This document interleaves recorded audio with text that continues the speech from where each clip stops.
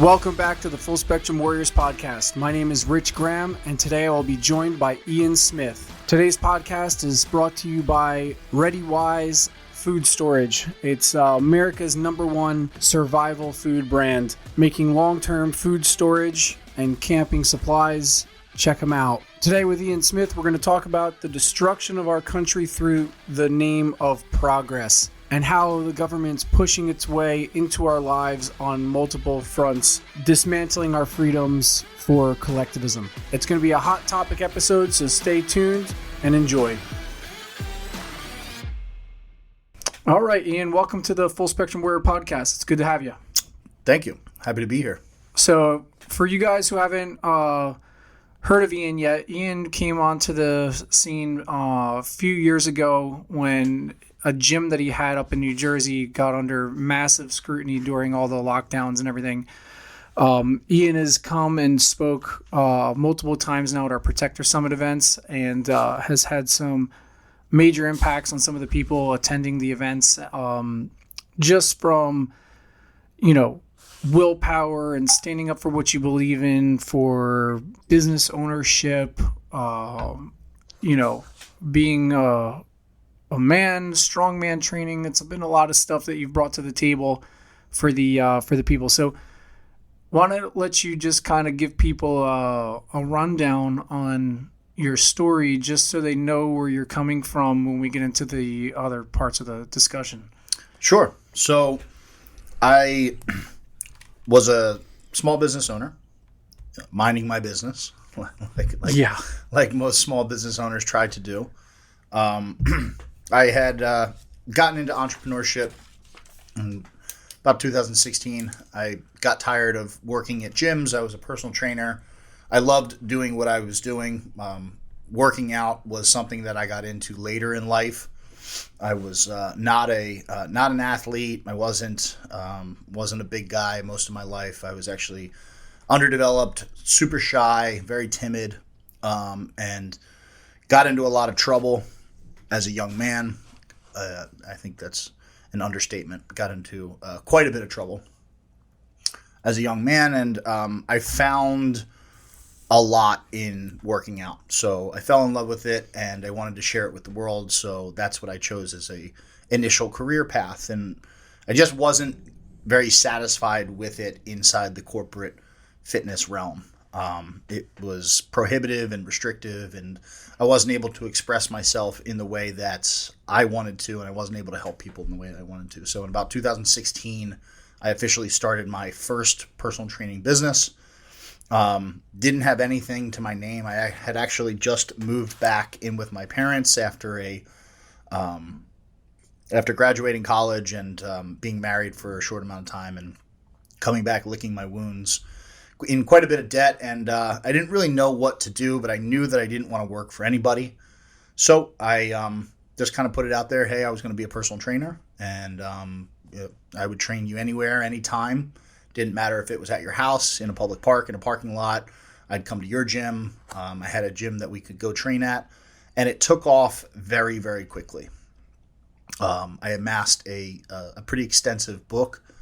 And but I was driving all up and down the state of New Jersey, into Pennsylvania, to the point that I was driving more than I was working because my clients were everywhere. So I opened my first personal training studio, and again, just a single operator, but I was really enjoying what I was doing. And then in 2019, I had the opportunity to buy a gym. My business partner and I bought a dumpster fire of a gym. It was a 14,000 square foot facility that had about 80 people a day coming in.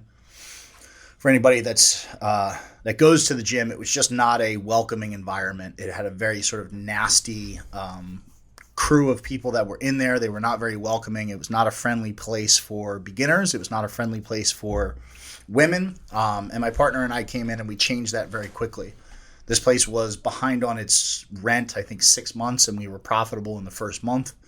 We had a lot of work to do, but we had faith in our own ability, and that if you do the right thing by people and you offer a valuable service or product to the community, that you'll be fine. And we were.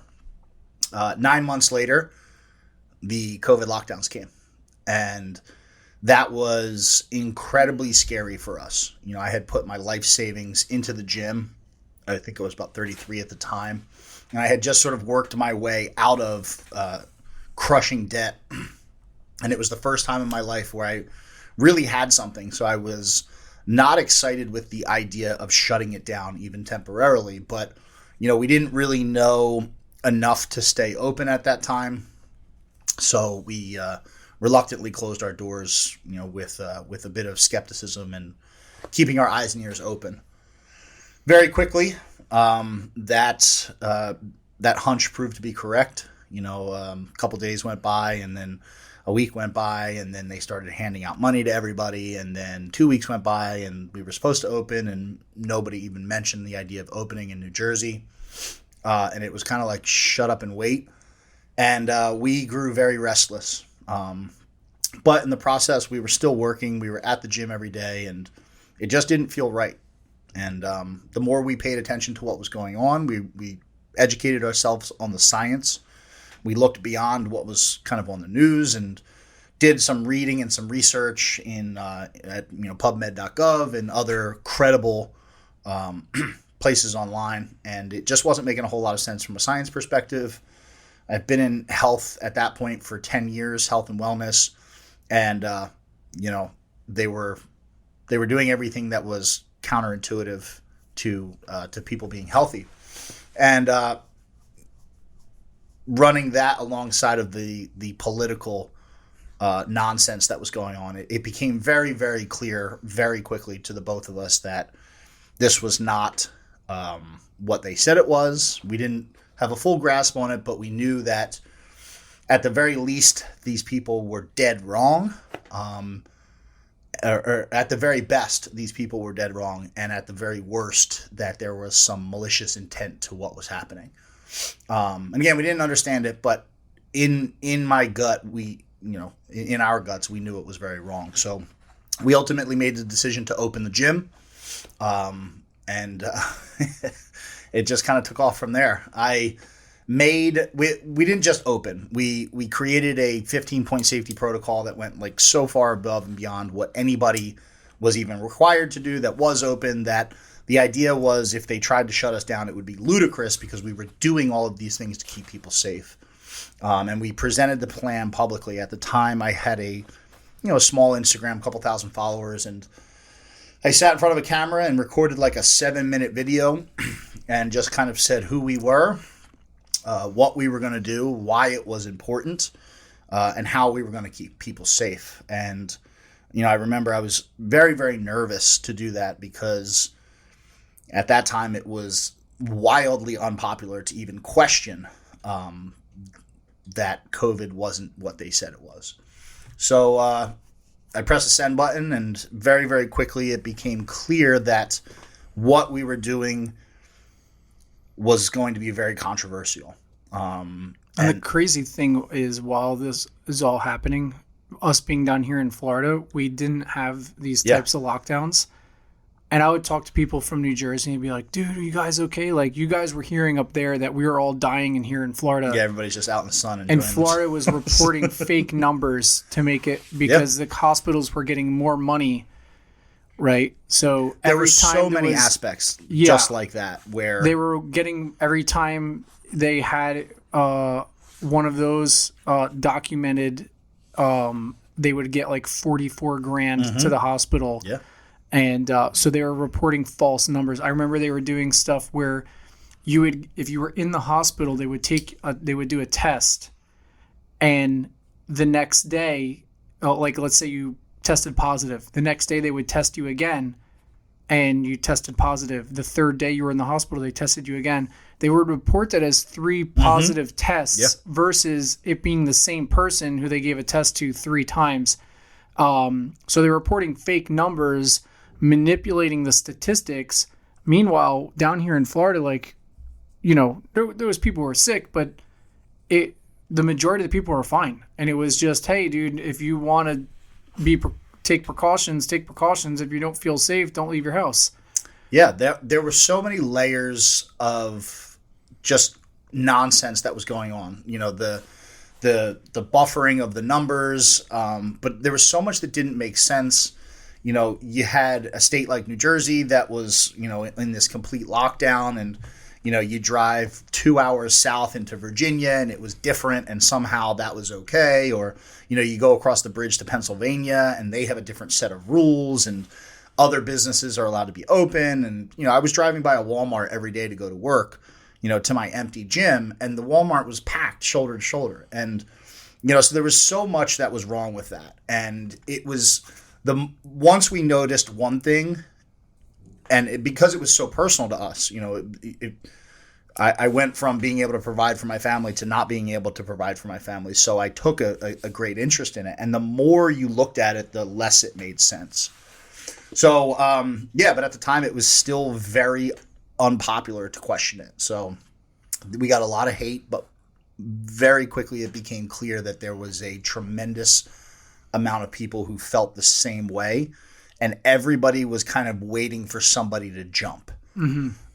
And we decided, that was going to be us, at least in the state of New Jersey. And, I remember right before we opened, because we made that announcement, and then we were set to open a week later, and I remember seeing Shelley Luther, who was the hairstylist who refused to close her salon in Dallas, I think it was, and watching this woman open her business, and just thinking, there's no way that I'm going to keep my doors closed.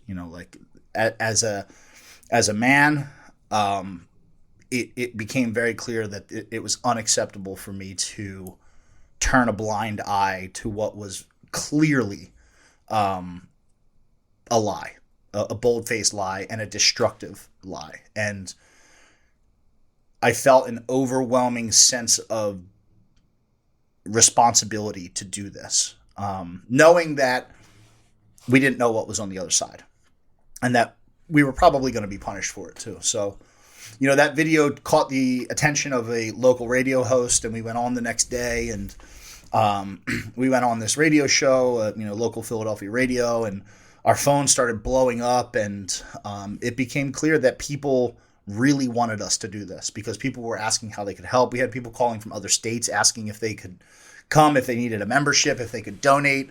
We had other businesses that were open, like other small businesses that were like cleaning businesses, and people asking if they could donate, supplies. We had, a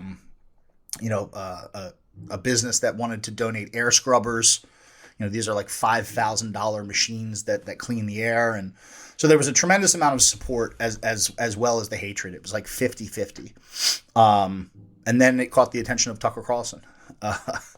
And I was in the gym. We were kind of preparing, and I was, we still had some clients kind of sneaking in the back door, and I was working with a client, and my phone rang, and it was like a Washington, D.C. number. And I remember thinking like, uh-oh, like who's calling me from Washington, D.C.? And I picked it up, and it was one of Tucker Carlson's producers. They said, "Is this Ian Smith?" I said, "Yes." And they said, "Do you own a gym in New Jersey?" And I said, "Yes." And they said, "Are you going to open it on Monday?" And I said, "Yes." And I said, "Why?" And they said, "Do you want to come on the Tucker Carlson show and talk about it?" And I remember like this sinking feeling in my stomach, where like fear started to creep in, but before I could even feel the fear, the words came out of my mouth like, "Yes, absolutely." So I went that night, went on the Tucker Carlson show, barely remember any of it, but I remember again very clearly a moment where during the conversation, Tucker says, "You're on the most watched cable news show in all of history in front of millions of people, and you're about to openly defy your governor's orders to close your business. Are you prepared to do that?" And again, I felt that fear, but immediately the words came out of my mouth. And I said, "Yes." And by the time that episode was done, I looked at my phone, and my social media following had grown by, I think, 40,000 people on Instagram alone.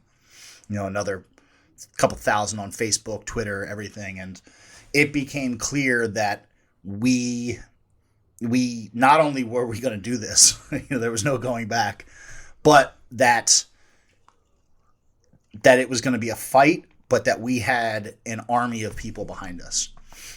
So we opened the gym, and it turned into a 2-year battle.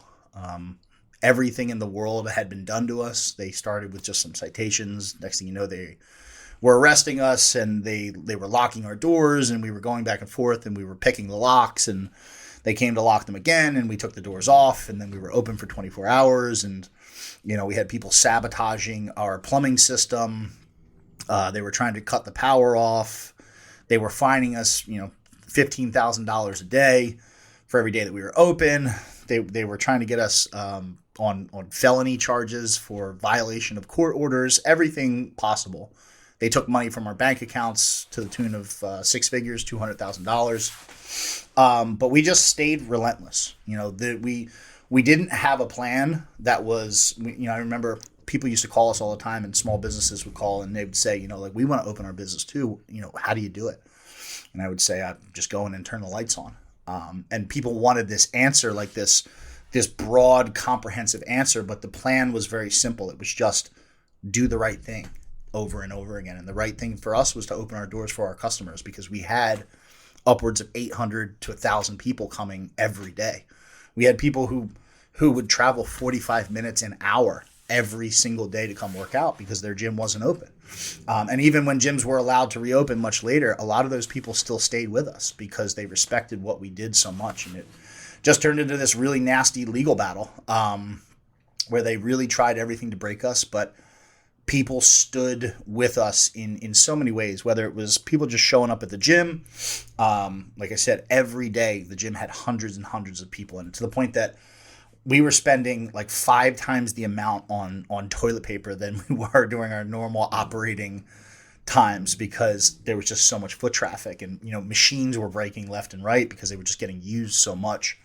And it was awesome. It was a grueling battle. It really took a lot for us to stay standing, but people gave us everything that we could have asked for and more, from donations to buying apparel to, we weren't charging people. People were just donating money. We didn't charge anybody for 2 years because it wasn't about the money. It was about staying open.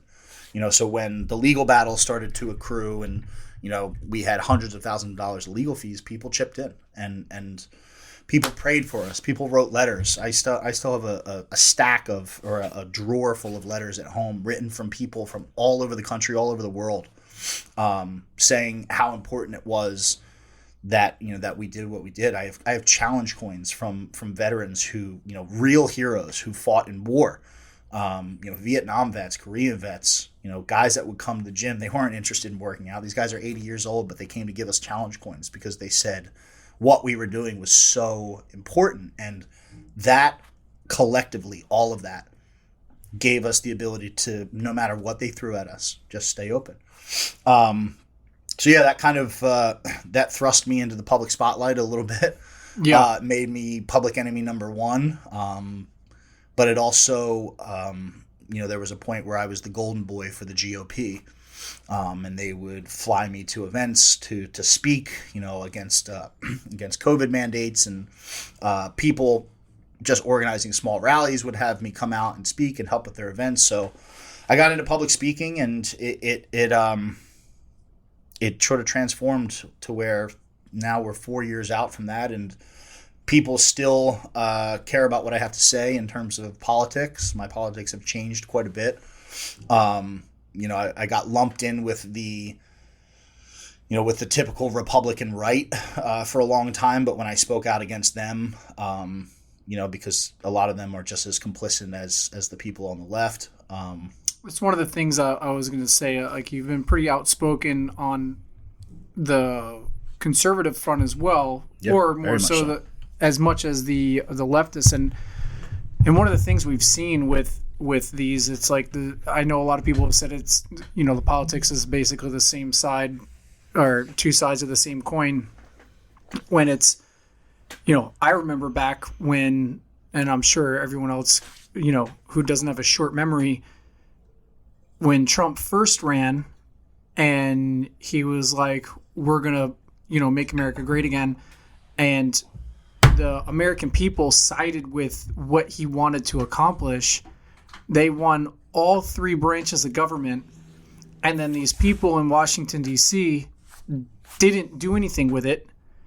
They they stalled at every single opportunity that they had to impose the changes that the American people voted that they wanted. They didn't do anything. I mean, they didn't do it. And then they blocked every attempt.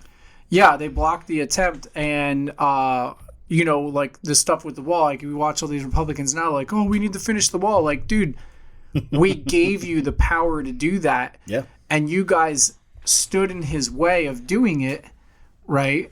And he had to go through like military spending appropriations and all this kind of stuff to try to find a way to fund the wall, and then these same people who are like, well, we can't do it, it's too much money, they've sent, billions, 20 times the amount of that to Ukraine to secure their border versus our own. What I mean? And it's the hypocrisy from these people is absurd, to say the least. But you've been in there, you've been in those circles. What have you seen from being at those events and hearing these people talk and all that stuff?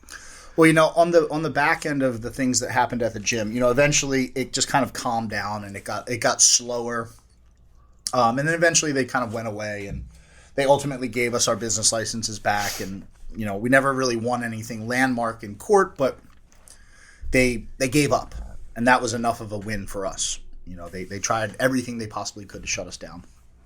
So on the back end of it, I was thinking, I had this idea. I was thinking, like, what next? Because people had begun to look to me as a leader, and I would get that question a lot. I would get hundreds of DMs. What do we do next? How do we keep fighting? How do we win back our rights? Or, how do we regain our freedoms that they've taken? How do we become better Americans? And, I remember just feeling like I didn't want to sit around and wait for the next thing, and I remember thinking like, man, this is the problem, is that as Americans, we're always responding to bad politics.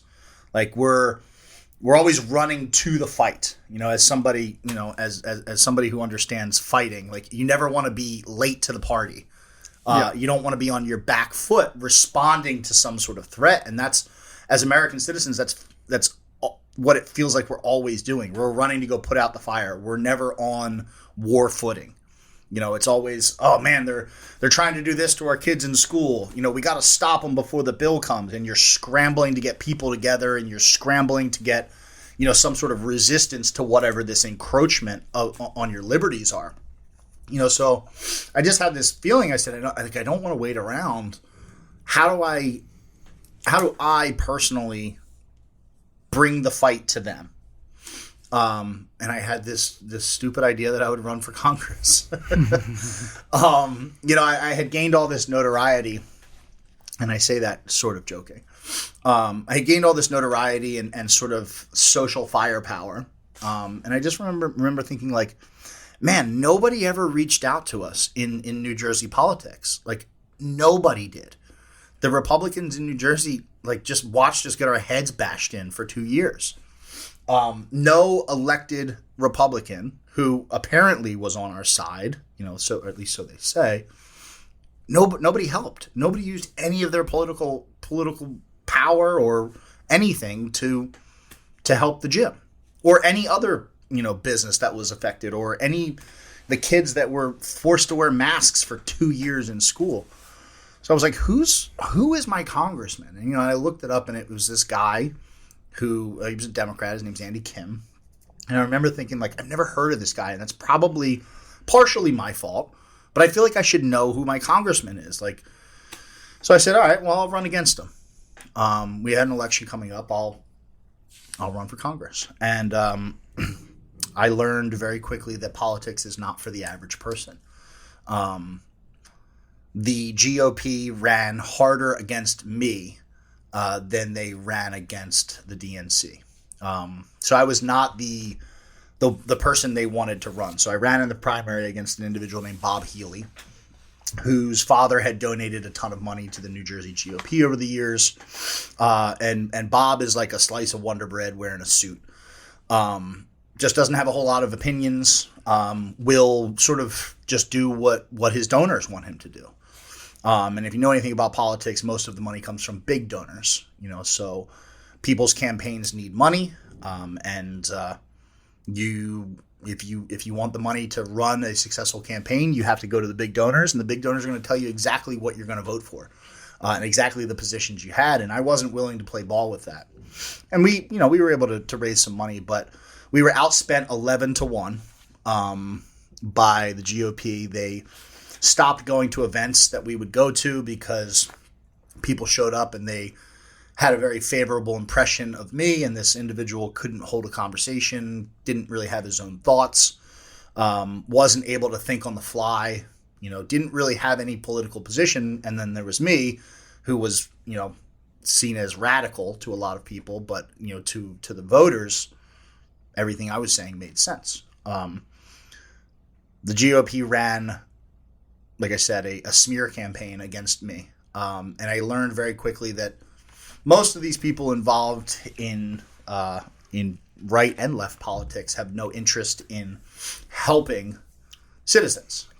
They're in it because it pays well. Yep. And it puts them in a favorable position in society. And most of the people who get involved have never really done anything in the real world. Most of your politicians, and politicians are only part of the problem. It's political operatives, people who work in politics. So the people that run the campaigns, the people that run the fundraising events, all these people, you call them political operatives. Most of these people have gone to college, they went to law school, and then they went into politics. So they've never created a business. They've never offered a service to society. They've never worked really hard to build something. And not to say that law school is a walk in the park, because that's an accomplishment in and of itself. But they've never made anything real in the real world. So they get into politics and they get a taste of the good life, of a guaranteed salary, of steak dinners and being treated well. And they get a taste of that. And whether or not they go in with malicious intent, they get changed by that touch of power. And they don't want to let it go. So they don't do their job, because if they did their job, then they'd eventually they'd do themselves out of a job. They should be shrinking the government, yes, and using our money wisely. Instead, they spend money that we don't have and grow the government and add more dependence on the government. Mm-hmm. And one of the things that's interesting that you said is when you stood up for yourself and you kept your gym open, you had people who were looking to you as a leader and they were asking you for a solution. And many times, and you're like, dude, I open the gym every day. That's what I did. You know what I mean? But that's leading by example. Yeah. And that's one of the best forms of leadership, is leading by example. And for someone who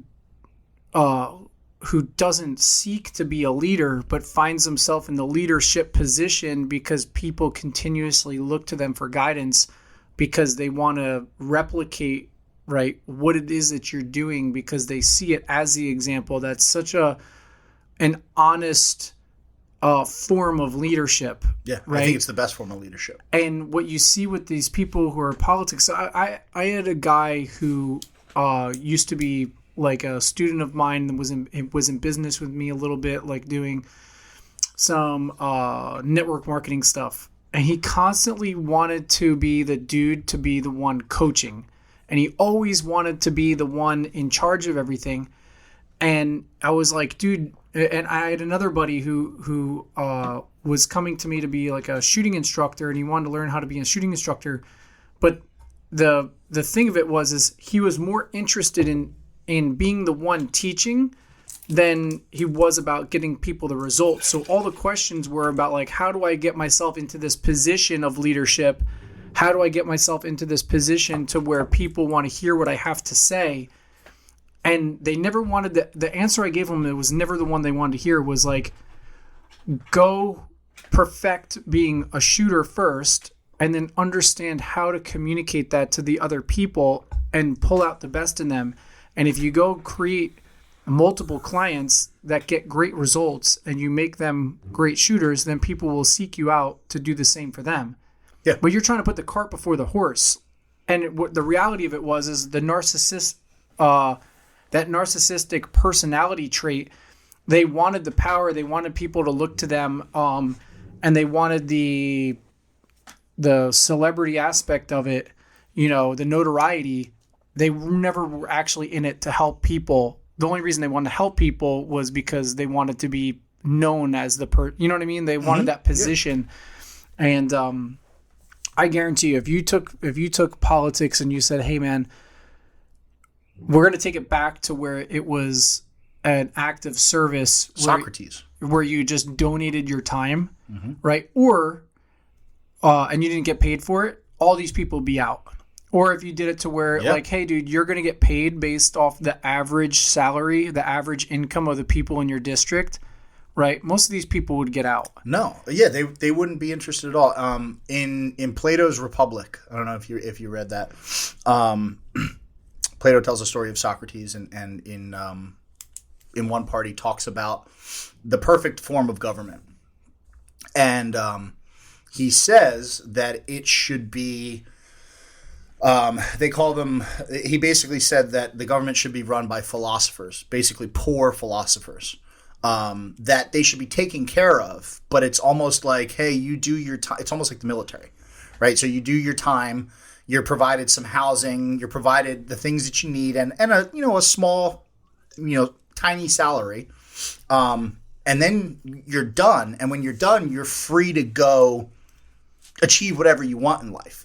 But while you're doing it, you are not able to be financially influenced, motivated in any way. It's a duty that you have to fulfill. And, you don't have to worry about feeding yourself. All you have to worry about is the best policies and running the government. And you have the total opposite here. I mean, look at Nancy Pelosi or Dan Crenshaw or any of these guys who make exorbitant amounts of money. Insider trading. Trading. And then they're in Congress for 50 years. Something I guess I knew, but I didn't realize it. I was having a discussion with my stepdad the other day, and we were talking about insider trading and just how absolutely ludicrous it is that we tolerate this as something that's like, oh yeah, it's just Nancy Pelosi making, double her money on Nvidia stocks in 6 months. And we look at it and everybody collectively kind of shrugs, but nobody really cares enough to change it. People, the members of Congress are allowed to do that, but the president is not. So how do we have term limits for president? Because we acknowledge that it's a powerful position, and we acknowledge that with that position, they can do things, right, as the president. Well, they were never allowed to until recently. Yeah. It was just a few years back. I forget if it was during the Obama administration or the Bush administration. It was recent to where that, I didn't know that either. To where that changed, because they were never allowed to do it prior. It's ludicrous. And then they allowed it to run out. Or whatever it was, or they in one of those bills they changed it to where they could, and now all of a sudden they're all making, millions. Because when Martha Stewart went to jail for getting advice, right? She got a tip. She went to jail for that. Yeah. And at the time, at that same time, the congressmen and women weren't allowed to do that. Since then, it's changed. But the whole thing is just asinine. I mean, the fact that the people in Congress get to vote on what their salaries are going to be, asinine. It is ridiculous. Could you imagine if we all just got to vote on what our hey, we're going to take a vote. I'm going to get to vote for my own salary. Like, dude, the whole thing, and that's what I realized. Running. Obviously, we ran a great campaign. We really did. We gave them hell.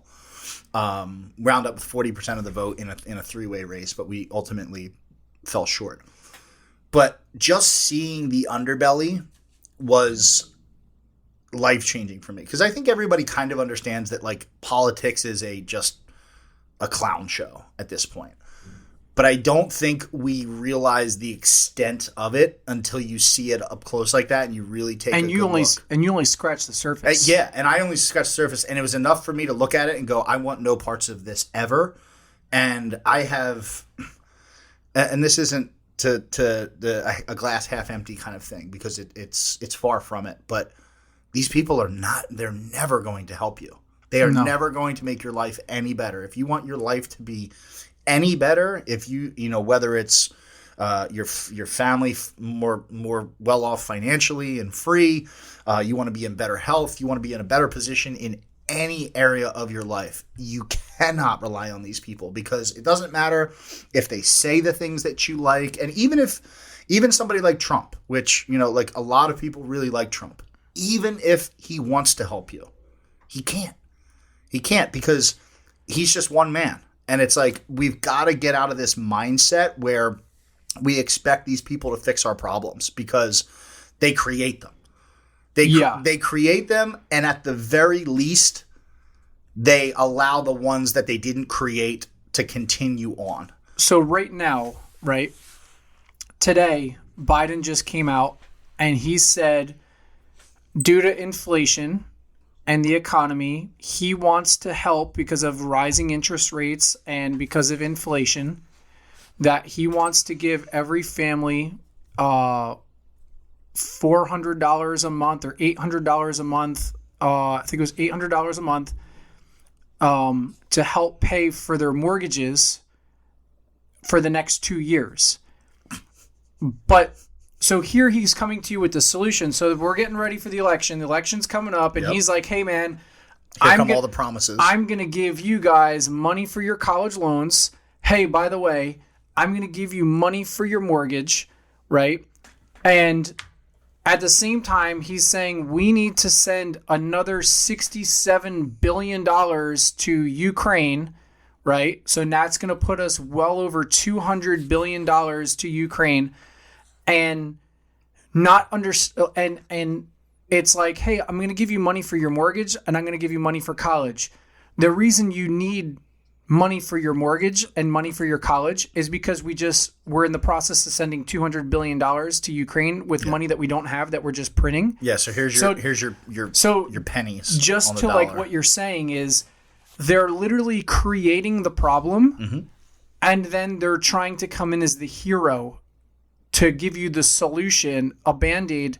But okay, let's say they do give us everyone $800. Where is that money coming from? Either you're printing more money, which creates more inflation, or you're going to tax us and then give us money with the money you just taxed us with. Yeah. You know what I mean? So it's like it's so stupid. It really is so stupid. And it brings me back to one of the first things you said when we kicked off this conversation. You said, I'm a business owner minding my own. I just wanted to be a business owner minding my own business. Yeah. And the problem is, you can't just mind your own business anymore. No. Everything with this progressive movement is we're moving forward, and we're going to shove everything that we believe into your life, and you don't have a choice in the matter. You have to accept what it is that because not all progress is positive. No, not at all. There's a lot of negative progress. There's a lot of this stuff that's being pushed into more of a socialist. I didn't hear them in the State of the Union, and we could go back and listen to it in more detail, but everything is talking about democracy, democracy, democracy. And we don't live in a democracy. We live in a republic, right? That we're protected by law. That our individual freedoms, our individual liberties are supposed to be protected by the Constitution, the Bill of Rights, and the nature of how our country is that's all to protect our individual liberties. But everything with this progressive movement it's all it's the community think. Yeah. So groupthink, collectivism. The groupthink and this collectivism is going to force itself upon you, and you have no opinion in it whatsoever. Yeah. Right? No, it's everything that this country was designed to be is being it was slowly, and it's no longer slowly. It's being chiseled away. Yeah. The value systems that we once had, and this goes into like we were talking about it earlier, you can ignore it if you want. And there's a lot of people who do, and two things happen. Well, one thing happens. You can ignore it for as long as you want, but you can't pretend any longer. You can only think that politics doesn't matter until your dollar's worth nothing. So you can ignore. I don't care if they send money. It doesn't. I don't care if they teach that in schools. My kid's not in school. I don't care if they shut businesses down. I'm working from home. It's fine. It doesn't affect me. So I'm just minding my own business. But eventually, they wind up on your doorstep. And then not only can you not ignore it, but you can't resist it either. And that's the major problem. Like with all of the groupthink, to look at the LGBTQ push, right? Oh, well, I don't have kids. It doesn't bother me, right? And, whatever. Me and my wife are happy, whatever people are saying. But, when I have friends who work in the corporate world and, they have to sit in a corporate environment that requires them to put a pin on their chest to pick their pronouns, and they get in trouble, and they miss promotions, or they'll be fired from their jobs for misgendering somebody. That's exactly what I'm talking about. Everything is forced down your throat at this point. There is no individual freedom. There is no individualism. You're not allowed to think for yourself anymore. You have to conform, or you're going to get suicided.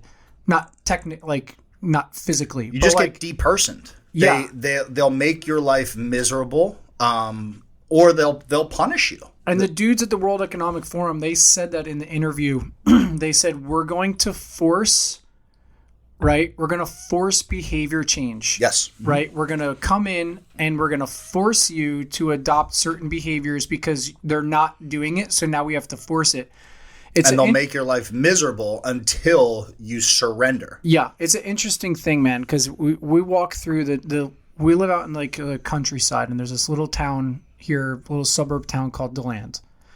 And in DeLand, I remember a few years back, before the full LGBTQ push, you started to see some of these. It was when Trump was in office, they were saying that he was anti-gay, and that under Trump, that gays weren't safe. And you started to see these stickers go up in a few of the windows, going, "This is a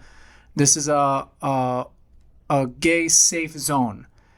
And I just remember walking down the street, like laughing. I'm like, dude, DeLand is like one of the safest towns in the whole country.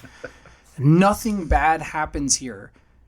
What gay people were getting beat up in DeLand that you even had to put this sticker up? Like, so is the restaurant across the street that's not safe for everybody? That's not safe for gays? Yeah, are they poisoning some food and you know not what I mean? others? Like, this whole thing is just absurd. It's not like there's these things, attacks happening, and you're saying like, hey man, there's all these atrocities happening here, and we're gonna stand up against it.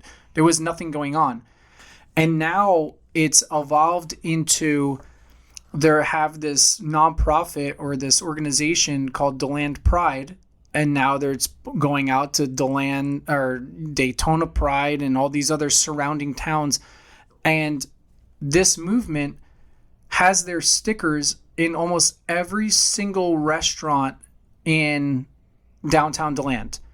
If you don't support this, then that means you're transphobic. Yeah. And they'll send the hordes at you too. Your business will get bad reviews. Yeah. People will vandalize your business. Like people will act a fool in your business. But the crazy thing is this organization, they'll put together what all these restaurants are being pressured into supporting, and all these business are being pressured into supporting is, it started with, it's just for the LGBTQ community. Then that transitioned into, it's gone as far as now what they're doing is they're having transgender proms, and they're doing meetup groups where you have a daughter, right? You come to the park and you bring your daughter's clothes with you, and this other person has a son, and they bring the son's clothes, and when you meet up at the park, they get to exchange clothes and practice cross-dressing.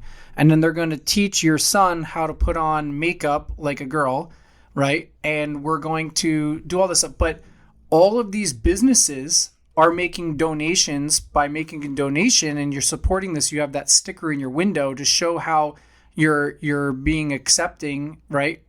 All these businesses are now supporting all the kids doing the cross-dressing. And if you talk to the people, they're like, oh no, that's not necessarily what we believe in, but we want to be open-minded. Everybody's afraid. Everybody's afraid to speak their mind because, this stuff it's so fascinating how they make this all work, because they start with victimhood is the initial footing into whatever it is, and it's very insidious. I mean, this is Bolshevism. We saw this in Russia. We saw this throughout Europe. This is neo-Marxism. This is communism. Call it 100 different things. It's Bolshevism, and these people are willing to play a long-term game. So they'll start with some sort of victimhood identity, right? Some sort of oppression, and they start with a cause that is hard to argue against, right? So they'll say something like, well, we just want gay people to not be harmed, and whether or not you agree, you can, I don't agree with homosexuality. I want no parts of it, but I don't want you to be harmed as a result of it. So your normal person will say, well, I agree with that premise. Gay people should be able to do what they want, right? Which isn't a ludicrous idea. But it opens the door. And I remember that with the gay marriage thing. I remember that I was said, this is going to open the door. My grandfather said it 15 years ago. Yep. I said this is going to turn into, they're going to make a push. Then they're not going to say that the Bible's hate speech. They're going to attack the church. They're going to come in and they're going to push for pedophilia, right? I remember we were calling this out years ago. And you were labeled as crazy and hateful for saying that. And that's what they do. So they open the door and they get the average person to say, well, I mean, sure. And again, it's not a ludicrous idea, at least on the surface, to say, well, yeah, they should be safe too. And then it changes to, well, if you don't actively support us, if you don't put this sticker on your business and donate to us, well, then you're just as bad as the people who say gay people shouldn't get married. And the business owners go, well, whoa, no. Well, give me a sticker. Give me a sticker. I don't want the bad reviews. I don't want you to sick the community on me. I'll be supportive. Okay, a couple dollars a month. And then the few that hold out look like the bigots because I don't want to go shop at that business. They don't like gay people because they don't have a rainbow sticker on their thing. So then it's just like the compliance with the masks, right? How many people didn't want to wear masks but did because everybody else was? Yep. And it's that same thing, right? And it's, you're so selfish. Just put the mask on. And you saw the same thing with BLM. It's the same. This is Bolshevism. This is exactly what they do. Game plan. Mm-hmm. And then that little piece of victimhood turns into a baseball bat that they will bash your head in with if you do not only now, and their demands get bigger too. Oh, well, we just want to get married. And now it's bake us a cake or we'll sue you or we'll shut your business down. Yep. You had the case of the guy who's, hey, I don't agree with homosexuality. I'm a cake baker. I don't want to make you two dudes a wedding cake. Go somewhere else. Bake the cake. And what did he have to do? He had to bake the cake. Yeah. Now they're talking about in places in the UK and in Canada, if you use the wrong pronoun or you refuse to use someone's pronoun, it's hate speech and people are literally going to jail. Yeah. If you don't call me a toaster oven, I'm going to call the cops on you. It's freaking insanity. Mm-hmm. But one of the things with that is, one of the things you said before is, you put your life savings into your gym and you were terrified about the shutdown because this is your life savings. You put everything into it. What some people aren't connecting the dots on is all this same stuff, the lockdown, these different things. During the lockdown, when they made you shut your business down, right? and they printed billions and billions of dollars in COVID subsidies that they bailed people out. They bailed out the banks. They bailed out insurance companies. They pick and choose which businesses get to go. All these small business owners, more small business owners went out of business during that time than ever. Yeah. Right? And they never opened back up. Meanwhile, you had a billionaire a day being created, right? Over the course of the lockdown, they had more billionaires created than ever, right? Over 1,000 billionaires were created that year. And meanwhile, businesses like Walmart and Amazon and all these doubled, right? So when you have these people going and doing this stuff where they're trying to put all these small mom and pop shops out of business, whether it's through the COVID thing, whether it's through putting the stupid freaking sticker in your window or not, and if you don't do it, we're gonna cancel you because you didn't put the BLM sticker, you didn't support Antifa, you didn't support LGBTQ rights the way that we wanted you to, we're gonna put you out of business. All these World Economic Forum people are freaking laughing. You're useful idiots. They are, and you're the pawns for the big play, right? And all they're doing is empowering these mega corporations, right? That turn around and oppress those useful idiots anyway and take advantage of them. Yeah. That's the beauty of it. Part of this omnibus, whatever however you say it, bill that just went through that no one read.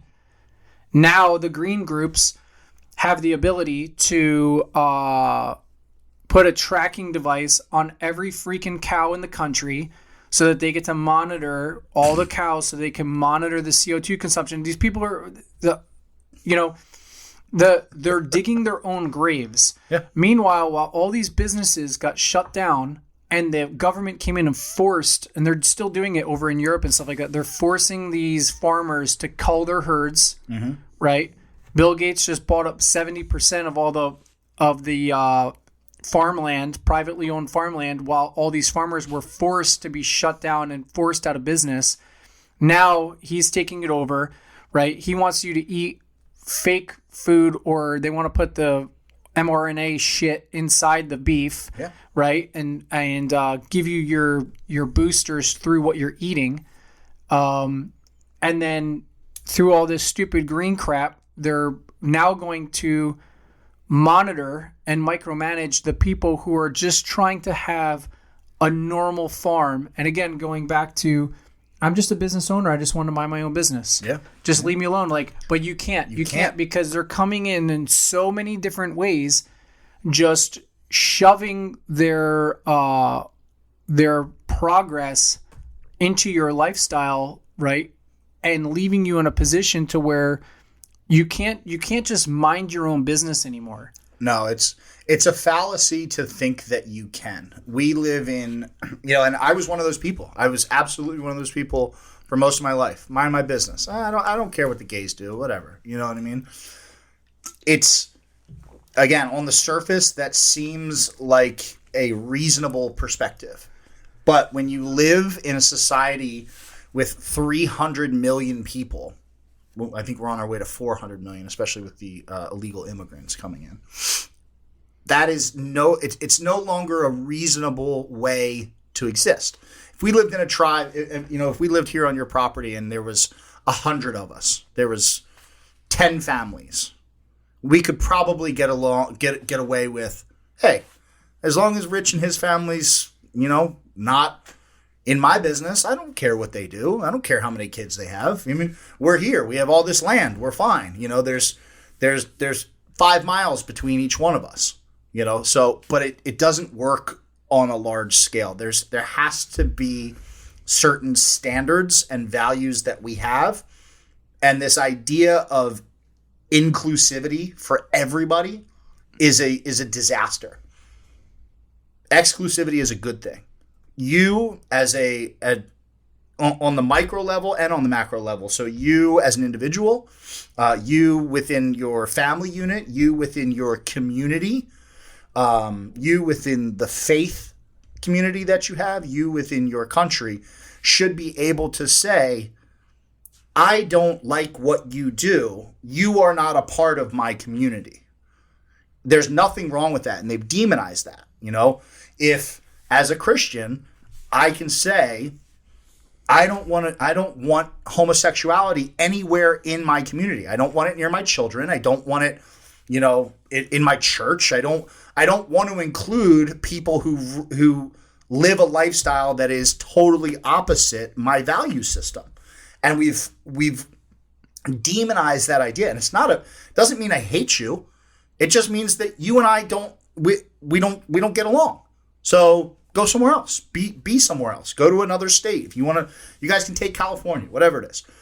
But we've been forced to adopt this idea that we have to accept everybody or we're a bad person. And it's not a bad thing to say, this is my group. This is our perimeter. Our values are within this perimeter. And if you don't agree with them, you are not part of our group. You don't get the benefits of being in the group. But you're not welcomed in here. And we don't have to look at you and welcome you with open arms. We can say you are not one of us, but it's been forced upon us now, this idea that we have to accept everybody, no matter if it's a man in a dress. You now, and again, that's on the surface, you say, well, okay, who cares? Who cares if if we let a couple guys wear some dresses, whatever, Next thing you know, your daughter's not safe in the bathroom, because you're no longer allowed to question the grown man using the ladies' room, because you've welcomed him into your society, and now he's a part of your society. So now you can't remove him, and it's interesting you saying that. They crack the door open, and then as soon as it's cracked open, they kick it in, and everybody's wondering how we got here.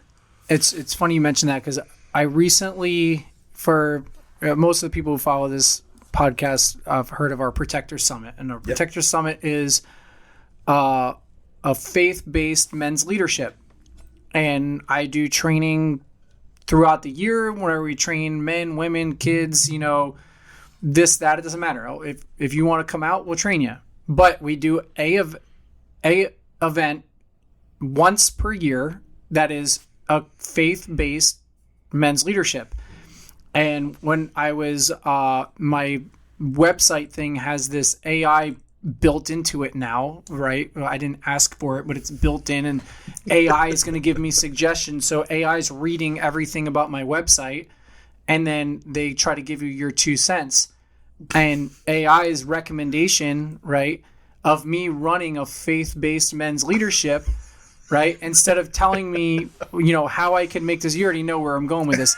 Their recommendation for what I should do to help my business and to be something that's better promoted is that I should take the faith part out and be more inclusive to people of all beliefs. So I shouldn't do a Christian event because I should be open to all beliefs and all people who don't believe.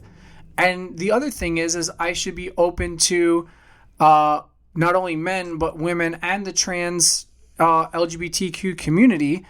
And if I would do this, then my website would score better and it could be put out for more people to see. But because my event is a Christian men's leadership, now, unfortunately, the algorithm can't show this to everyone because I'm not being inclusive and open-minded in my business practices. So now my business is going to get punished. Yeah. So you literally you don't can't. You don't have the gay sticker on your website. Because, so what happened is exactly that. Because it started with the sticker in the windows in town. Yeah. Yeah. And now it's AI is built into, I didn't ask for fucking AI to be built into my website, but now I don't have a choice. The people who, of all these things, it's now being forced into everywhere. Your businesses. So, okay, cool. I didn't want to put a sticker in the window. I don't even have a storefront, but just in the wording of me trying to run a faith-based event, which it doesn't matter how many other events I run throughout the year that are open to men, women. I've trained gay people. I've trained lesbians. I've trained transgender. I don't care. If you want to learn how to defend yourself, I'll teach you how to defend yourself. But once a year, we want to run an event that's just faith for the driven, boys, which is specific. And I remember I had a sponsor who, I'm not going to mention who they are. If I told you the company, you know who the company is. But they didn't want to sponsor the Protectors Summit because it was a faith-based men's leadership. And because women weren't allowed to be there, they didn't want to get behind it. They wanted to do the other. I'm like, dude, they're were asking because they had heard that we were being closed-minded and we were being misogynistic and we were being transphobic and all this stuff by running a Christian men's leadership. And I literally said to the sponsor, because they still sponsor me in other things, and I was just like, look, if I run a precision rifle class, my focus is on precision rifle. That doesn't mean I don't think you should own a pistol. And that doesn't mean that I don't do pistol training.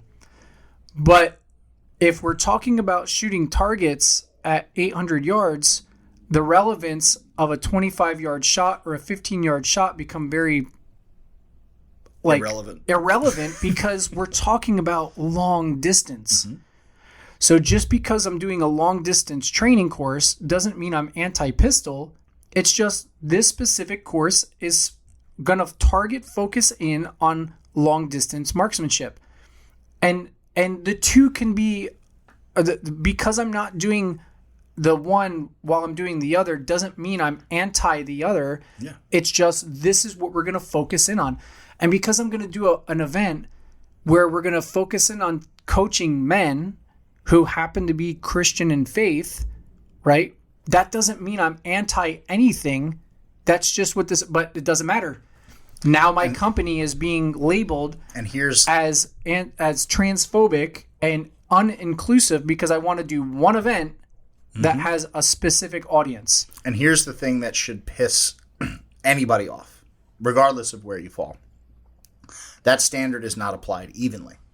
Because I bet you any amount of money that if you had something on your website that was faith-based, that was catering to Islam, catered to Judaism, or was specifically designed for women, or was specifically targeted for people of a different race, non-white, that AI would not give you those same recommendations. Nope. If you said this is a gay summit, a gay protectors summit, this is LGBTQ only, AI would not kick out that result and said you should include straight white Christian men. They wouldn't. It wouldn't. Because there's an insidious element to the inclusiveness is not genuine from these people. That's the big, I think that's the big thing is they use it because it sounds like welcoming and it sounds benevolent. And again, on the surface, yes, we should include people. Yes, that's not an unreasonable thing to say.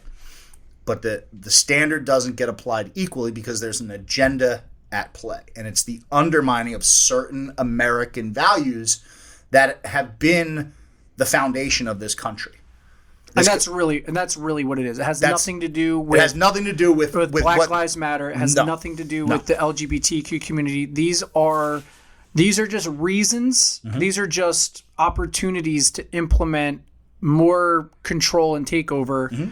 right? And I mean, they're using those communities as the useful idiots because at the end of the day, when the control mechanisms are fully in place, if they ever do get there, they don't give a crap about LGBTQ anymore. They won't give a crap about BLM anymore. They won't give a crap about protecting Islam anymore because then nobody matters, because then they've achieved their ultimate goal. It's just they use these communities of people, these demographics of people to undermine what is the foundation of this of the American dream, of the American country, of the American system of values. This country was founded on Western civilization values. That was Christianity. And if it's not Christianity, it still abides by the Christian set of values. A man and a woman, together forever, creating a family, a patriarch being the main decision maker of the family. All of these things, there's nobody care. Any of these people who are pushing feminism don't care about women's lives. They care about undermining the family structure. All of these people pushing BLM don't care about black people. They want black people to be angry at white people so that there's a conflict, there's this constant conflict between them, so that black people and white people are continuously fighting. Instead of building communities together, they're tearing them apart. Same thing with LGBTQ. Nobody cares. These people that are in control, the World Economic Forum, all of these insidious forces, they don't care about gay people getting married. They just want to upset the system, because the United States could never be defeated from the outside. Nope. Never. Ever in a million years. It had to be. And you look at any communist, Marxist thinker from the beginning of Bolshevism, they said that this is what they were going to do. Yep. They've laid it all out. They said the United States will fall, I think Lenin said it, like a rotten fruit from a tree. Yeah, they said give us 60 years. It takes 60 years to go over to do it. Mm-hmm. And we're right about it. We're right about that. Yeah. But there was a congressman, I think it was Congressman Bob McEwen. He said in a talk, he had a talk that he would do with his wife. It was called Love, Respect, and the M1 Tank. And it was an interesting conversation. But in that, he said, how do you destroy a tank? From the inside. Yeah. And he was talking, and it goes into a discussion about how, the dynamics between the husband and wife and all that kind of stuff. But again, it's that same thing of how do you destroy America? It's from the inside out. Yeah. You create fatherless families. You create racial tensions. You destroy the idea of God. You get people to accept. I think this is one of the biggest things they do. They get people to accept untruths. So if you can convince a generation of children that boys can be girls and girls can be boys, that generation of children has no idea what objective truth is. Objective truth exists. And they've destroyed the idea. So now if I can get you to believe a boy is a girl and a girl is a boy, I can get you to believe anything. I mean, I can get you to believe the sky is green also. And that taxes are good for you. And one of the things that's crazy with this, with this AI stuff is, if you go back and you read the old school, like Webster dictionary from 100 years ago, the definitions in that are different than they are now. And if you go back in like the Encyclopedia Britannicas and some of these other old, information books, right? AI is changing. They're updating and changing definitions. So in the future, when you don't have hard copy books anymore, right, and everything starts going digital, at any point in time, it'll be gone forever. They can just change history. They can just change what words actually mean, right? And that is important when you look at when we get into the talks on spiritual warfare, and you look at what did God create the universe with, right? And it says that it was created by the word, and the power is in the word, right? Yeah. So when you talk about I've had this conversation on earlier episodes of the podcast with Shannon, Shannon, God said he made us in his image. We are the image bearers, and God created us through the word. And he created everything through the word. And if you look at what we were talking about of dismantling this, you attack the image bearer, right? The devil can't attack God, right? So he attacks his image bearer. How does the devil attack God? By attacking those who are in his image. How does he insult God, or how does he attack God? By taking the thing that God made in his image and having them mutilate themselves, right? And then if the power is in the word, how do you take the power away? You make words meaningless. You make the words not mean what they're supposed to, and you take away the creative power of the word by making words have no power, because words that have no meaning have no power. Yeah. And people who have no name, that's why our names carry weight. If our name doesn't represent anything and you don't even know what your name represents, right? If a country has no border and a country doesn't represent anything and it just becomes ambiguous, then there's nothing to fight for. There's nothing to defend. There's nothing to represent. And you have this whole breakdown of identity, and you have people who are lost, and people who are lost and have no identity and have no hope and have nothing to fight for, nothing to represent, right? It's probably one of the reasons why we're seeing this increase in suicide rates, within these communities, because people just, they're so confused. And,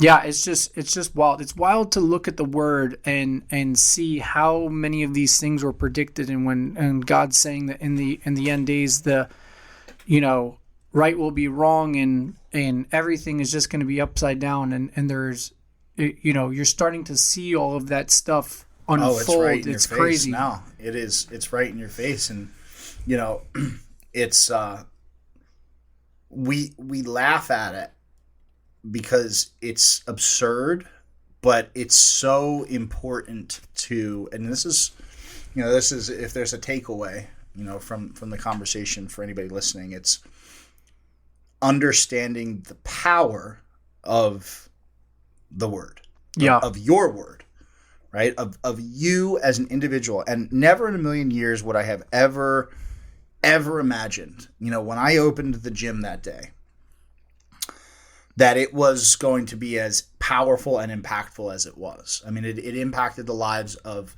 millions of people. There's millions of people who saw that story and in some way were changed from it, who I've been told thousands of times, tens of thousands of times probably, hey man, you were a huge inspiration.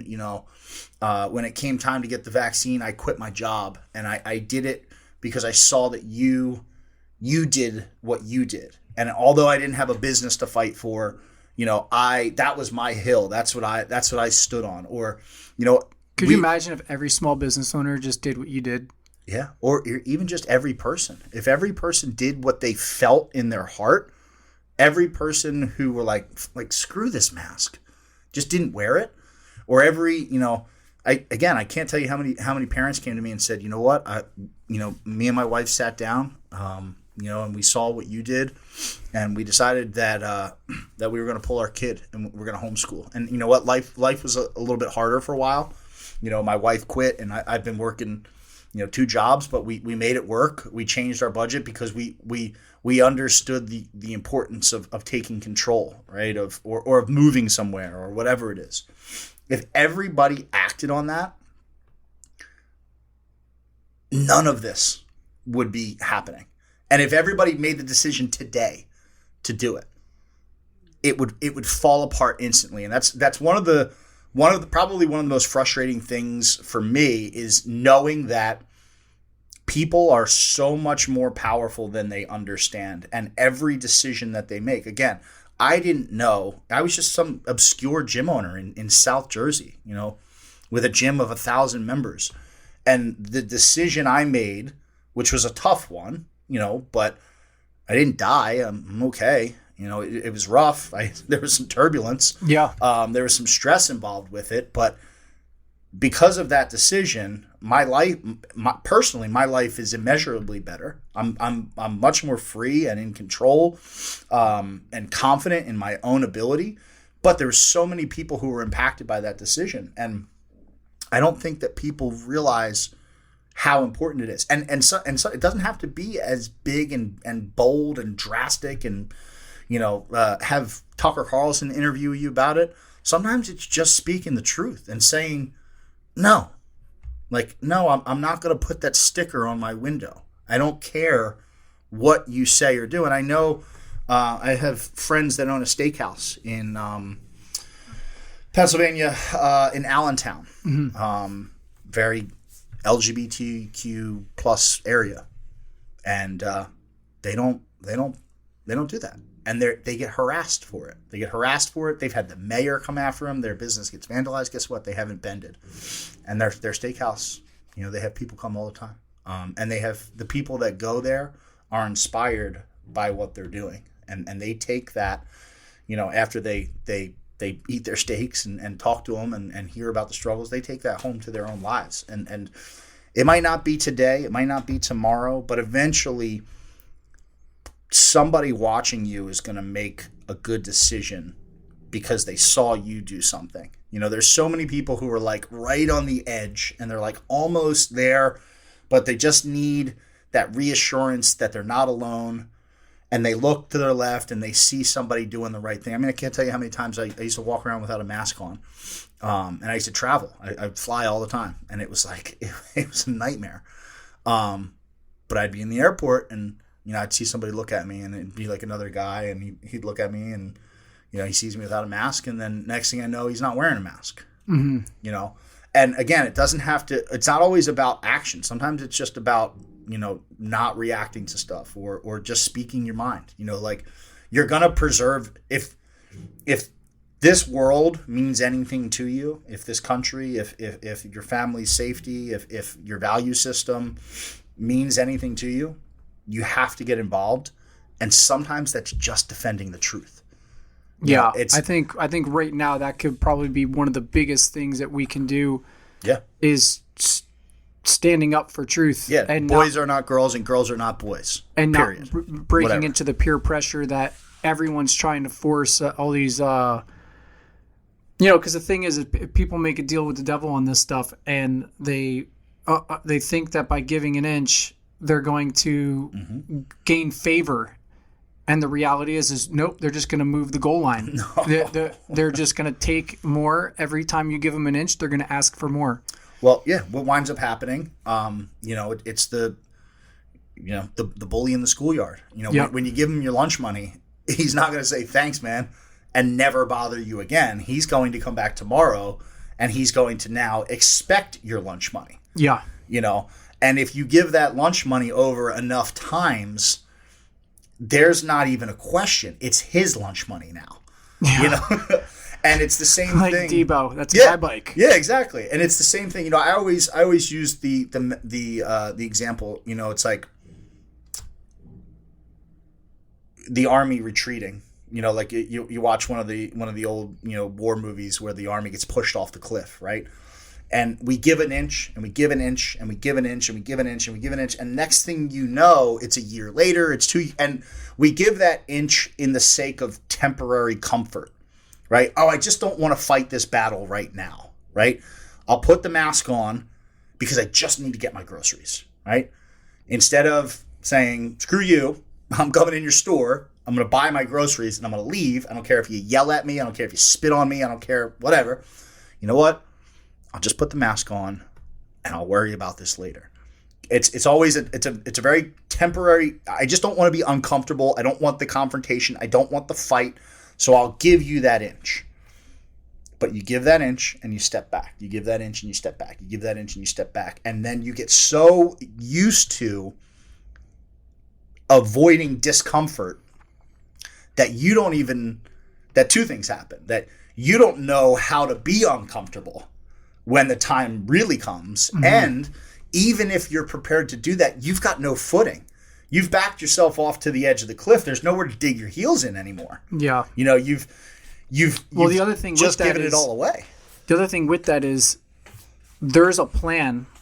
And when these guys say from stage, and again, this is just their own words, we're going to force behavior. And we're going to use companies because these guys they have the power of the government by paying people off. Mm-hmm. But they basically said, we're going to use the biggest companies, the biggest 600 companies in the world to force behavior.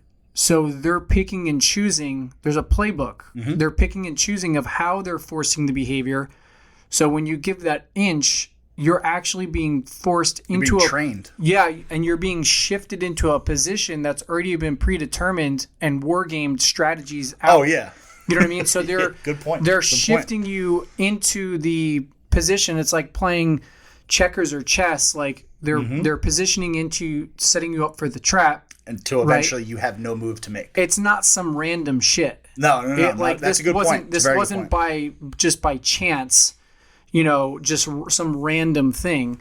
You know what I mean? These are very, very strategic moves, and there was a lot to it. When you walk into every single store and they have signs and placards for 6 foot, and they have arrows on the floor and things on the walls and plexiglass at the checkout counter and all that kind of stuff, like that wasn't by chance.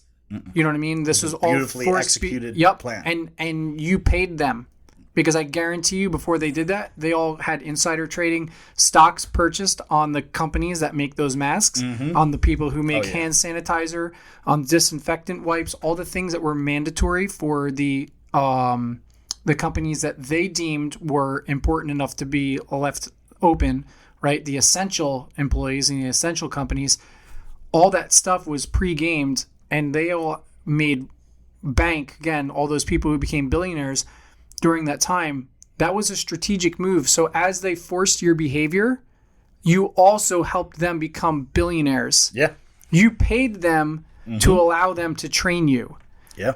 You know what I mean? Yeah. And it's crazy when you just step back and look at the big picture, which I think, a lot of people need to do that. Like we tend to look at what's right in front of us and not see it, because it's all coming right at you. But when you step back and look at it like that, it's like, yeah, not only did I do what I was told, but I shopped at the stores they told me to that were forcing me to do the things that I didn't want to do. Yeah.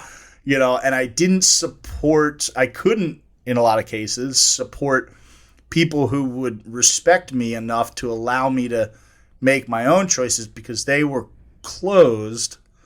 When you look at it like that, at least from my perspective, you have no other choice but to say, screw this, gloves off, I'll fight you, and I'll fight you wherever, however I have to. People used to ask me all the time, like, oh, why don't you just put on the mask? I got banned from 5 airlines. I was on a TSA heightened security list to where TSA would literally greet me at the door of the ticket gate. They'd say, all right, Mr. Smith, and I'd have my own line, and they would put me through the ringer. I'd get frisked and my bags torn apart, and I only was allowed to fly on 2 different airlines, and I had my own personal TSA agent walk me to the gate after the 2-hour search. People just say, why don't you just put on a mask? Because I'm going to fight you. I'm going to make this miserable for you because I know that I won't quit. Yeah. I won't quit unless you beat me, and I'm not just going to give it up. The same thing as if you. But that's funny you mentioned that. So the whole thing with the TSA, that was the earlier stages. Yeah, it was the same shit. Just earlier on, and it was part of that incremental that needed to happen. For them to get to the point where they were doing what they're doing now, you needed to have that because that was like the start of where you started giving up your individual liberties, that Fourth Amendment right. We suspended it for the sake of safety. And, and again, for the greater good. Yep. It's another example of where you give an inch and it's the Trojan horse. So we've identified there's a whole colossal cluster that's going on right now, and I know a lot of people are in a position where it's like, if the politics are screwed up, the companies are screwed up, this global push of socialism, all this stuff is just everywhere. What do we do? Like, what, a lot of people feel lost or frustrated, which is very easy to do. Yeah. And I know myself, I feel frustrated sometimes as well, and I get pissed off about it. What are you actively doing in your lifestyle to counter this or to not buy into this? What are you doing? So I think, awareness is fundamentally part of it. So you do have to kind of think about it and pay attention to it and know what's going on. But it's very easy to get overwhelmed by that, and that is undoubtedly by design. People who want to beat you want to demoralize you. In any type of warfare. If you can demoralize your enemy. I mean, back in the day, they used to, when forts were held up, they would trebuchet, animal manure over the walls. So demoralization is a very real tactic. So you have to understand that most of what you see around you is meant to demoralize you when it comes to this kind of stuff, right? So the news, you have to be able to discern information from propaganda.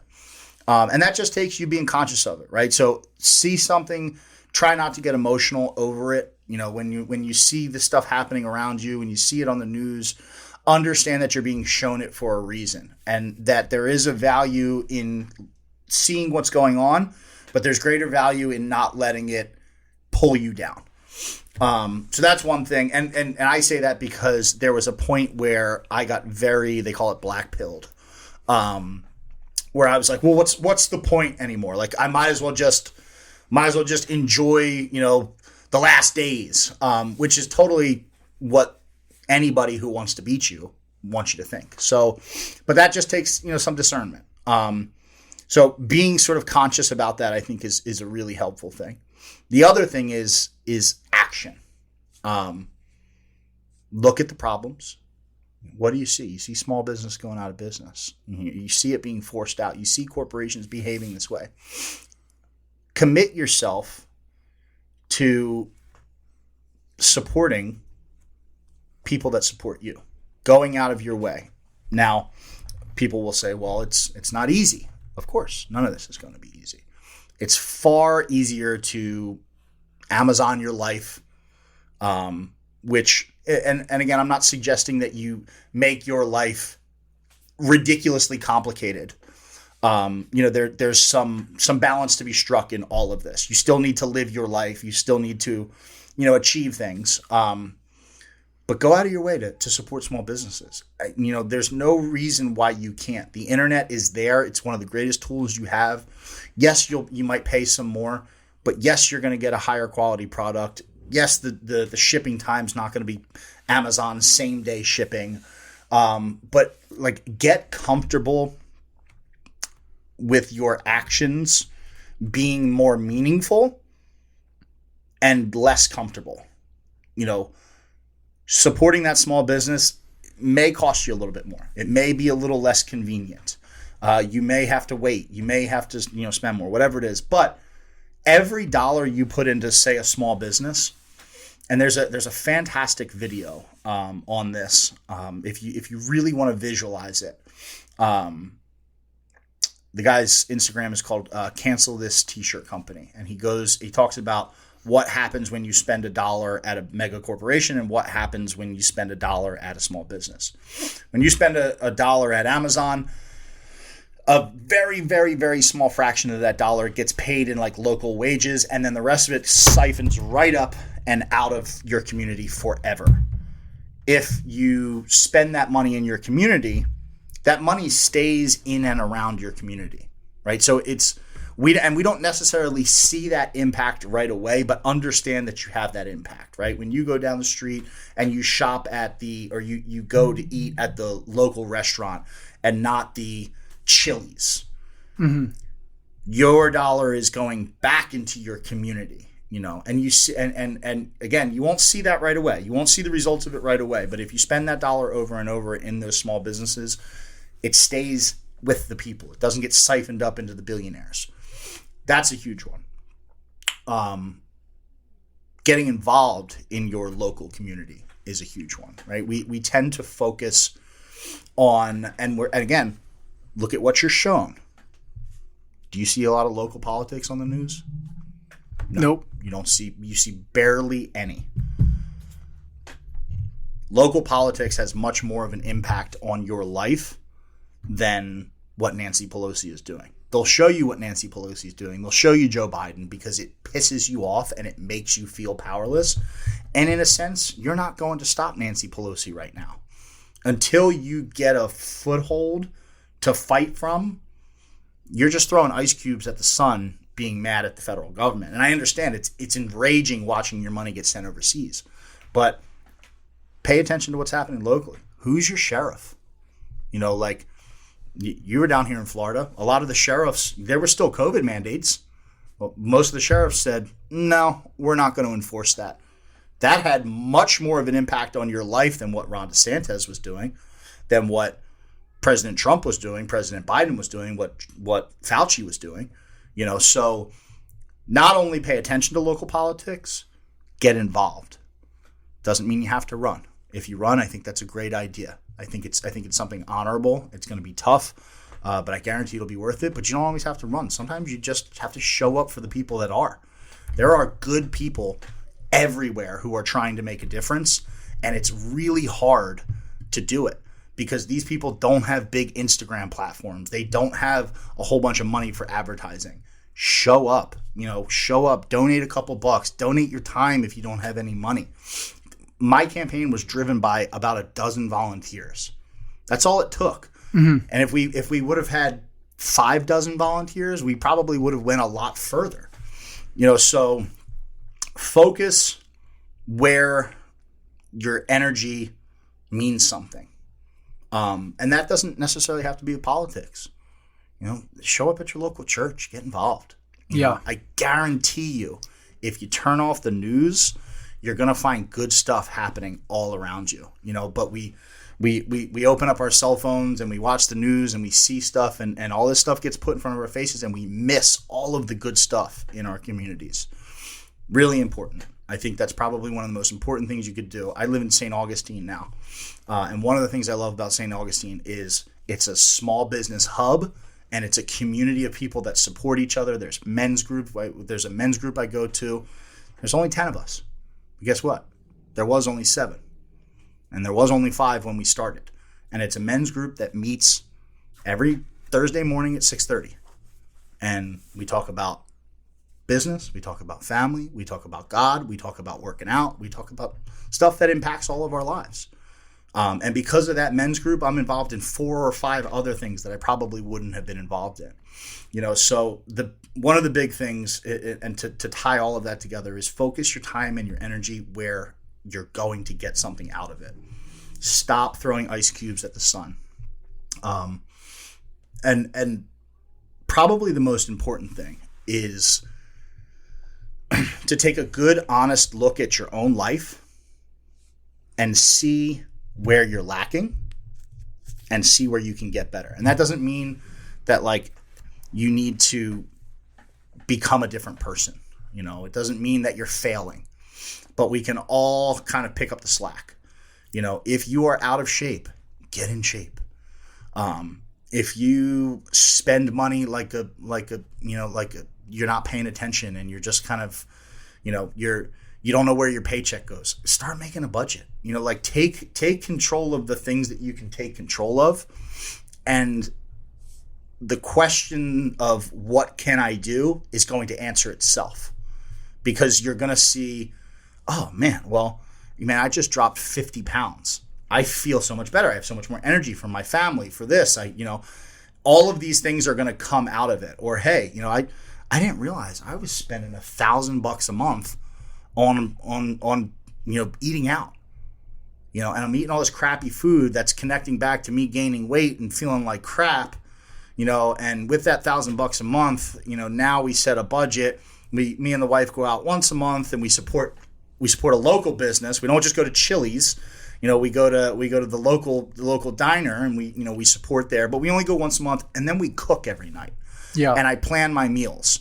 So now not only am I spending less money, but the money I spend is making an impact in my community. It's not just going up the corporate ladder somewhere. I'm losing weight. I'm feeling better about myself. I'm more health conscious than ever.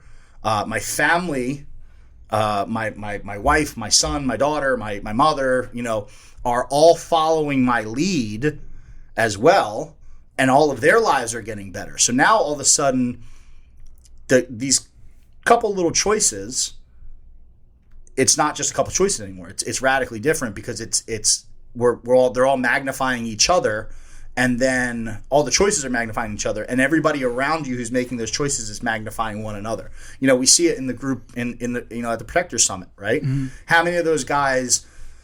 Everybody brings something to the table, and I think everybody leaves that summit just a little bit better. We all make better choices as a result of it, even if it's something tiny. How many guys got baptized last time?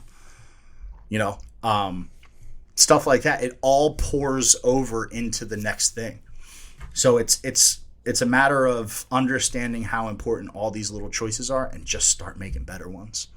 And then that big question you have of like, oh my God, how do I fix all of this?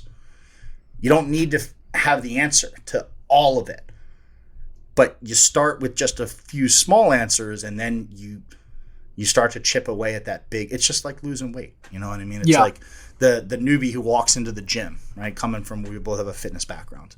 The newbie who walks into the gym who's 100 pounds overweight, they're looking and all they see is a jungle of like equipment that makes no sense. They don't know how any of it works. They don't know what food they should be eating, what food they should not be eating.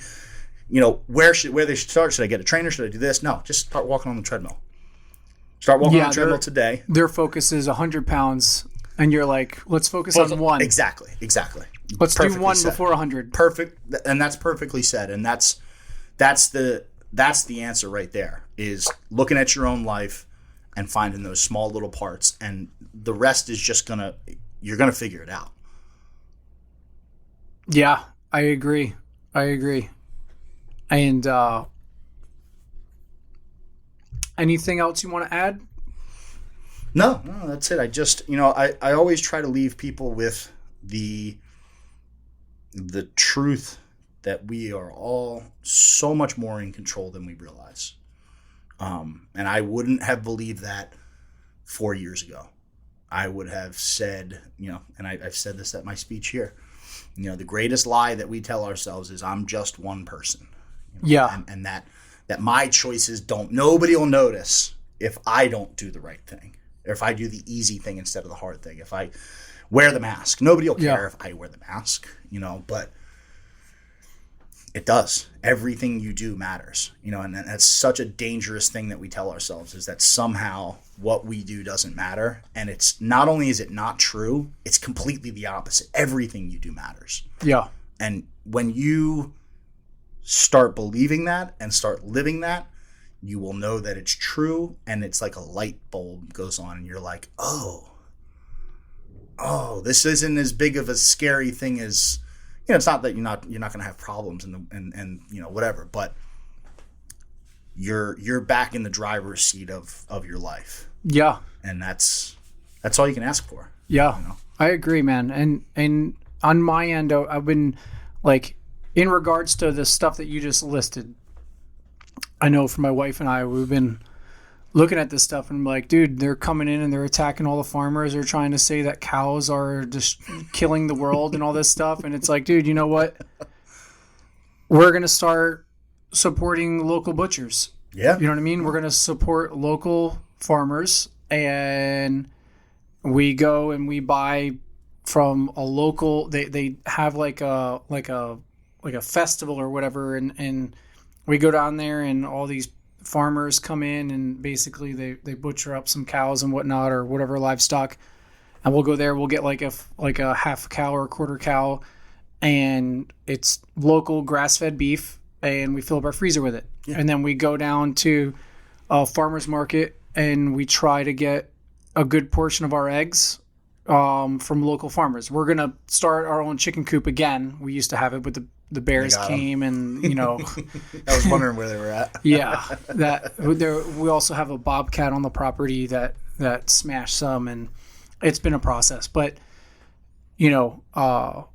not everyone, my brother and I, we just invested in some of our own cows, and we're going to get our own chickens. But I know not everyone has that ability. You know what I mean? So, like, if we don't like the fact that they're coming in and trying to manipulate the beef, we'll support a local beef guy, and get a cow that's grass-fed. Get the chicken eggs when you go to the store that are pasture-raised, versus the other ones. we've been looking in. It sucks because it costs more money, but we've been trying to really be diligent on buying products that are organic, non-GMO, right? Yeah. And like you're saying, not going to the major. One of the things that is so sad is when you travel as much as we do, and you go to these other states, and every state is starting to look exactly the same. Yeah. Because it has the same fast food restaurants, all the same chain stores. The identity of towns is going away, like withering away. Yeah. And even like with they building these developments here in Florida and other places, they're just coming in, buying up these giant plots of land and just putting in cookie cutter homes. And if you live in one of those, I'm not attacking you. I'm just saying it's sad to see that everything is just becoming a cookie cutter. It's like fast fashion of food. It's the fast fashion of housing, and everyone, it's just falling into this. You'll own nothing and like it. Everyone's going to have the same damn thing. You know what I mean? Yeah. And but you can absolutely fight and stop that. Yeah. Yeah. Absolutely. And because again, it's like if everyone just stopped buying supporting Starbucks this shit, whatever it is. Yeah. You know what I mean? Like, yeah. And that's the same thing. Like, and through that, what I've found is, we've been going to mom and pop restaurants, and we've been eating home now that we've been really trying to focus in on what we're eating. Like, we've been eating home a lot more.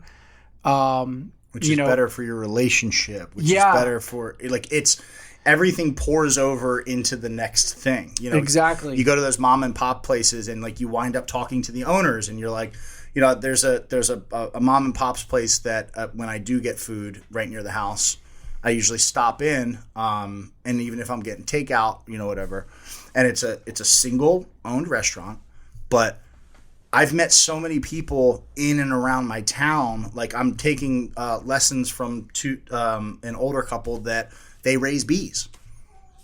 That wouldn't have happened if I just ordered Domino's. You know what I mean? Like, it wouldn't have happened had I been sitting at like a Chili. I keep nagging on Chili's, but if I'm just sitting at some random corporate restaurant, it happens because you're putting the effort in that area, and there's always going to be some sort of reciprocal benefit that you don't see until it's right there. Yeah.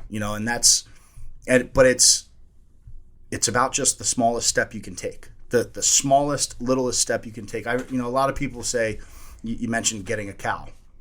Oh, well, I don't have the space for that. Okay, find 10 neighbors and split the cow like that. There's always some sort of solution. And guess what? After you split the first one, you're going to go, man, that beef was way better than the stuff I got at, Kroger or whatever the grocery store is. And you're going to feel better for eating it.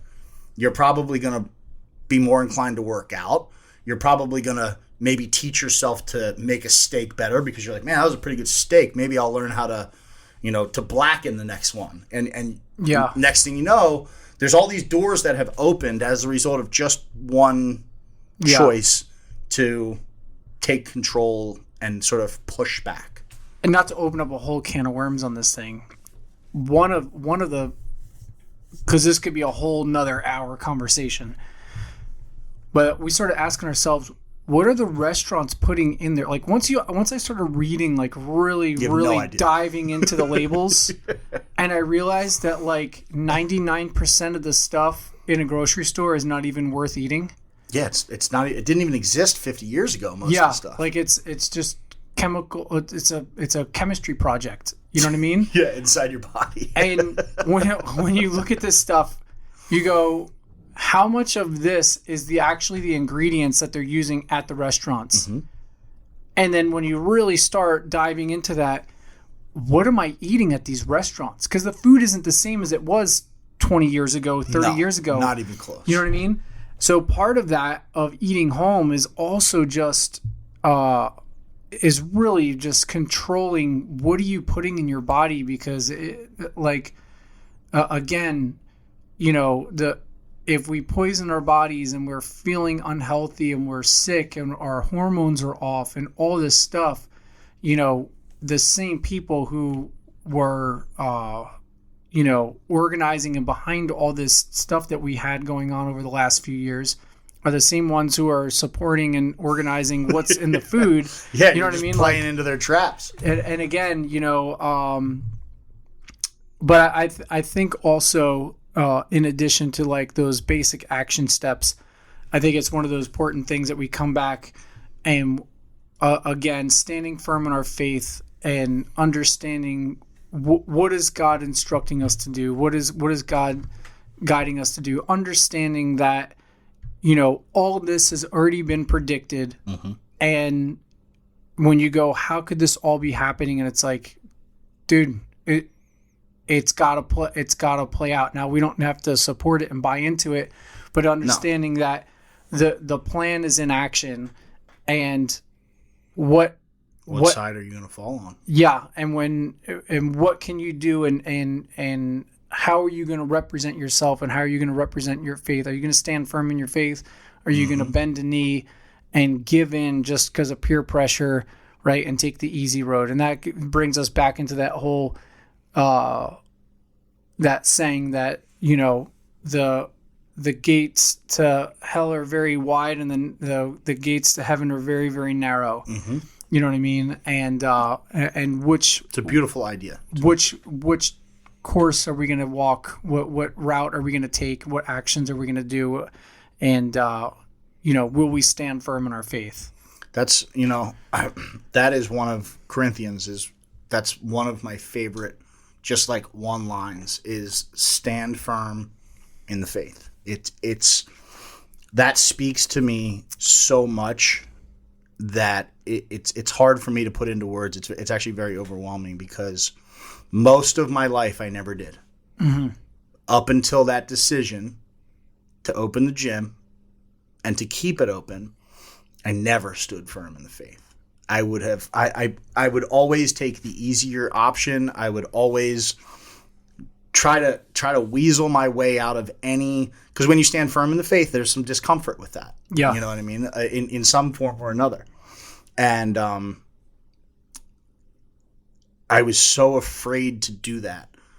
And then when I did, it was the most powerful feeling I've ever felt, because whatever happens after that, I knew that God would smile upon me. And that when it was time to be judged for the life that I've lived, that he would say, good job. Yeah. He would say, the world tested you, the devil tested you, and you believed.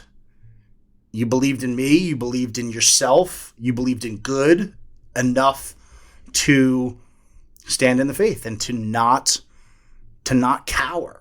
To know that there was something so important about your actions, no matter how small they seemed, at the time, or no matter how scary it was or how hard it was, you had enough character in you to go through whatever you had to go through, to stand true to your value system, to stand true to who you are, and not be bent or broken. Yeah. And I think the hardest part of that is, so standing firm in the faith.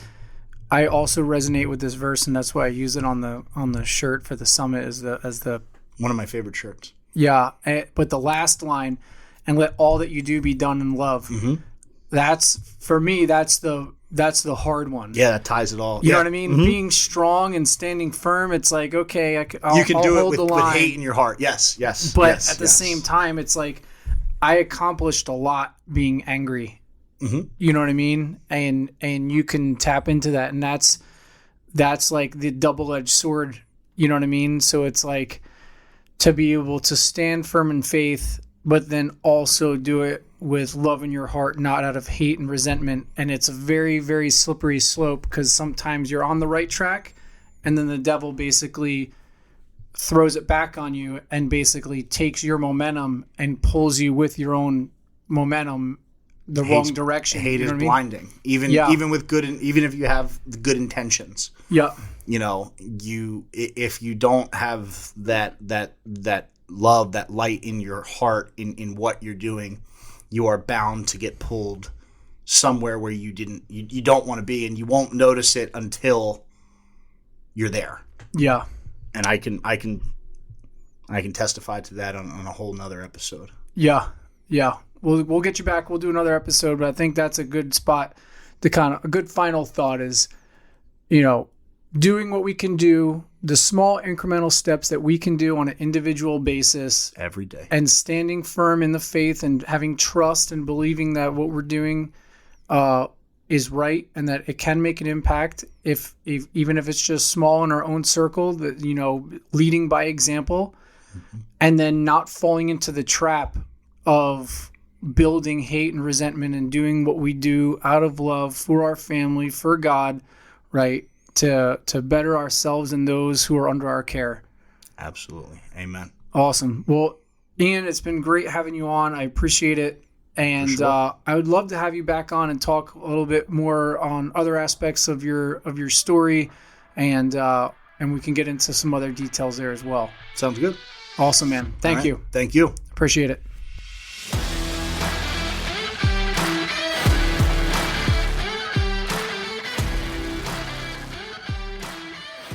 All right, guys. Well, thanks again for tuning into another episode of the Full Spectrum Warriors podcast.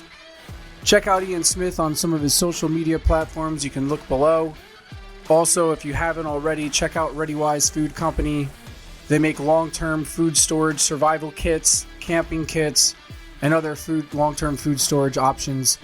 With everything going on in the country right now, I personally believe that it's a good investment to have at least 60 days of food for each person in your home. Sometimes you can't do that in one shot. So for me personally, what I've done is I've done that incrementally. Every couple months, I get a few more food kits to where, I'm in a position now where everyone in my home has at least 6 months worth of food stored up. And it's just a good plan to do that with some of these long-term food storage kits. I was doing it with canned foods. I was doing it with other things, and they were expiring, and I wasn't using them. And I know you can get into a routine to where you're rotating the foods out and getting really diligent about that before they go bad and expire. When I tried that, I would just get I'd lose track of all that and just get distracted with life and everything. And then before you know it, when I remembered to go check on that stuff, I'd realized many things had expired and they wasted, And then I found myself in this position where I was like, dude, this is a waste of money. If I had to grab some stuff and go for whatever reason, if there was an emergency and I wasn't going to stay in my home, I'm not going to be putting in bags of cans and all this stuff. I could grab one of these survival food buckets that's already pre-sealed. It's weatherproof. I could grab it and go. So that's what I have from ReadyWise Prepare. I would check them out. Again, you can use code FSWTEAM for discounts, or check out their social media pages because they run a lot of sales and they have good deals and whatnot, where you can take advantage of one of those sales and get a good bulk kit for a really good price. So anyway, I appreciate you guys tuning in. If you liked this episode, please share it. Help us beat the algorithm. Share with a friend, like and follow, leave a comment. Any of those things, they all help get the word out and get this message in front of more people. All right, we'll see you guys back on the next one.